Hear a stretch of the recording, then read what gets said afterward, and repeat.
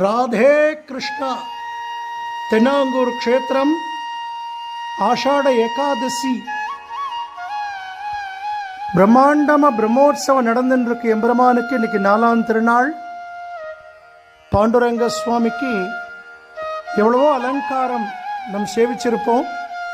ஆனால் 30 வருஷ பிரார்த்தனை துவாரகை கண்ணனாக சேவிக்கணும்னு. துவாரகையில் கண்ணனுக்கு அலங்காரம் பண்ணக்கூடிய அந்த பக்தர்கள் மூலமாக புது விசேஷமான ஆபரணங்களும் மணி மகுடங்களும் எம்பெருமானுக்கு வரவழைக்கப்பட்டு நம்ம பாண்டுரங்கனுக்கு சாத்தி துவாரகை கண்ணனாக சேவிக்கக்கூடிய ஒரு மிகப்பெரிய பாக்கியம் நமக்கு.